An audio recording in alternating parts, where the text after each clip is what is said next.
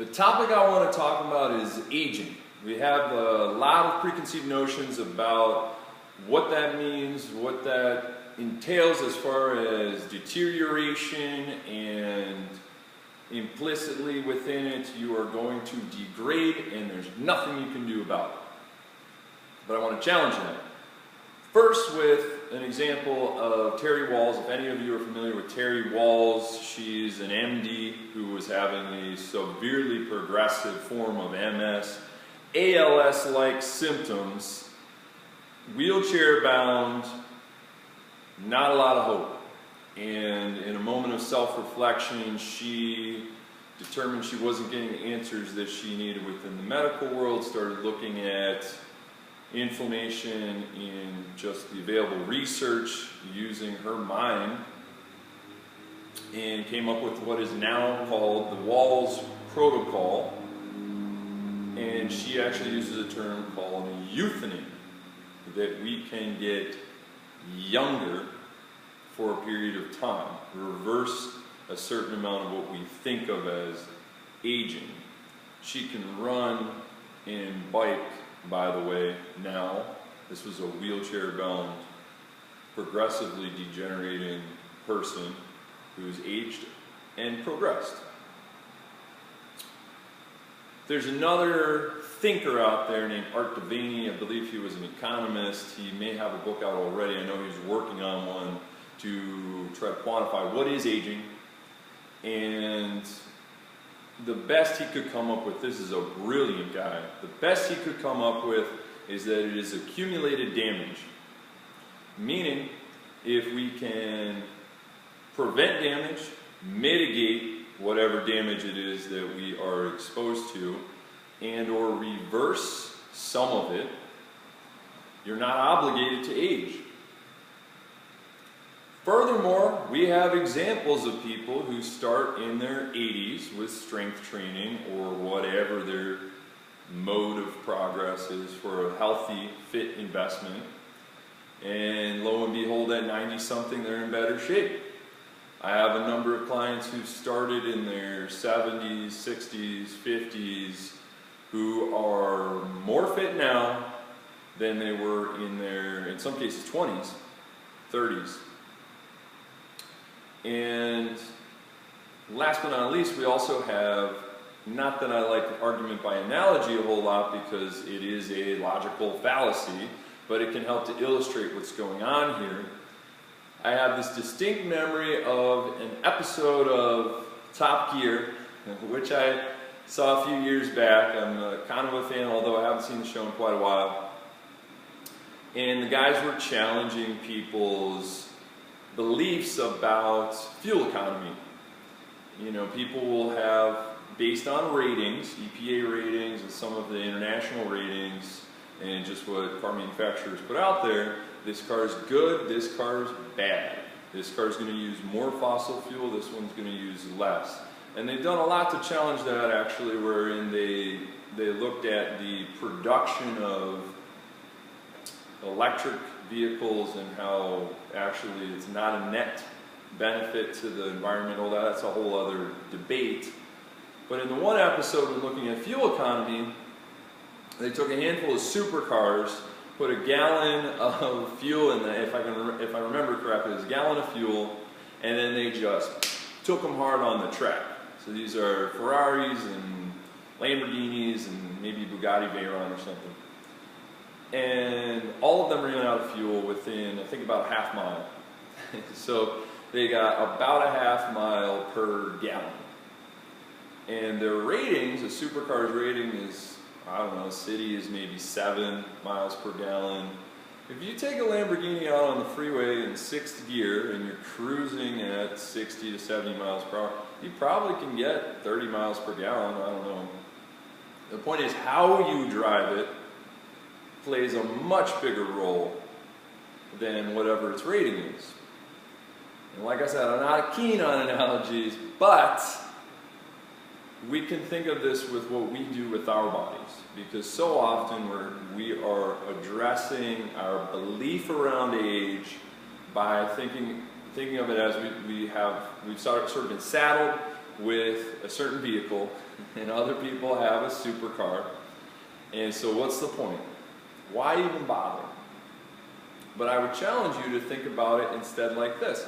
If you do have the cards stacked against you, how much more important is it for you to take really good care of that vehicle? Swap out some parts, make sure to do regular maintenance, maybe go above and beyond, do some upgrades.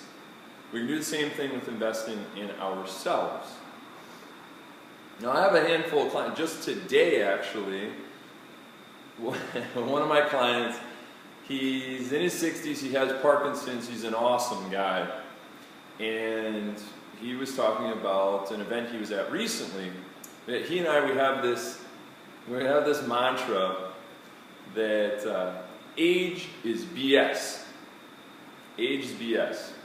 I'll put it in the blog, but there are a lot of examples of people who are way sharper and have a higher quality of life at 105 years old than people, peers of mine who are in their 30s, or people I know who are in their 20s, or there are some kids out there even. Anyhow, so he was at this event, and he ran into somebody who had heard about some of his strength feats.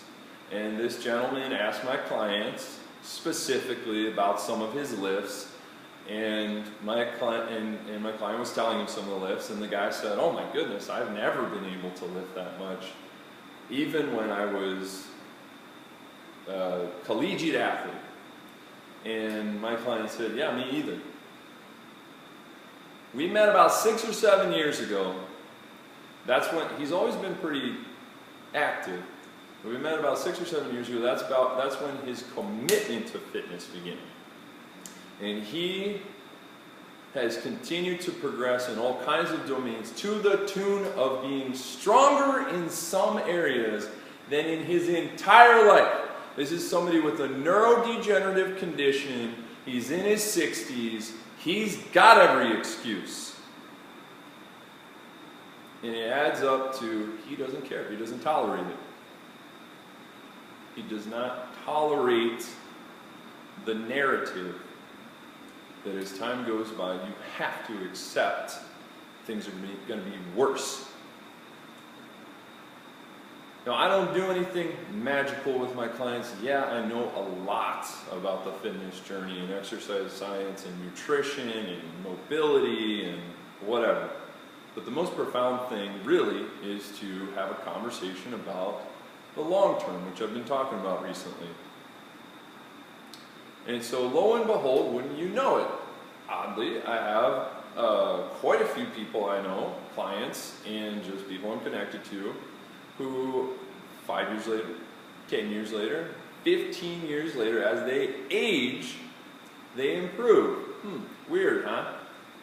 I have another client who started about 50, he's about 60 now. He's a superhuman. The guy had no athletic pedigree whatsoever. He hadn't touched a dumbbell, basically. He was afraid of some lifts. He can almost do a muscle up now at about 60. He can do weighted pull-ups. He can deadlift 300-400 pounds. He's a stud. He's athletic. More so than when he was in his 20s. In many ways, higher quality of life. And I could go on and on and on. I mean, there's so many people. There's one other person I do want to mention. She really deserves a lot of credit. She has put the work in. She started when she was about 50. She's in her 60s now. She hates anybody saying that, by the way. So I won't mention her by name. And she is in better body composition, shape, and strength performance in a lot of ways, and muscular endurance and whatnot, than just about anybody you know. And she started at about 50. Okay, small, consistent changes. Okay, nothing fancy, nothing flashy. If you look at her program, she's quasi-famous. She's well respected, certainly in the area. Hopefully nationally and internationally soon. And if you look at her program right now, yeah, to the average person it's going to look extreme, but she didn't start there. It didn't happen like that. She built up to that. The point is, we don't have to tolerate the typical idea of aging. And in fact, I really want to encourage people, because whatever I say doesn't really matter. You know, you're gonna believe what you want to believe. You're gonna take from it what you want to take from it. But hopefully it can incite a change in your feeling as you interface with your life, your beliefs, in self-reflection. Because here's the deal, it is hard. Change is hard. And I would never presume to know anybody else's journey, because I know people have had it difficult. I've had challenges too. I went through Lyme disease. We have a son with an extremely complex autoimmune condition which has landed us in the ER many times. And I could go on about a lot of things. So I get it. It's hard. It's hard for people.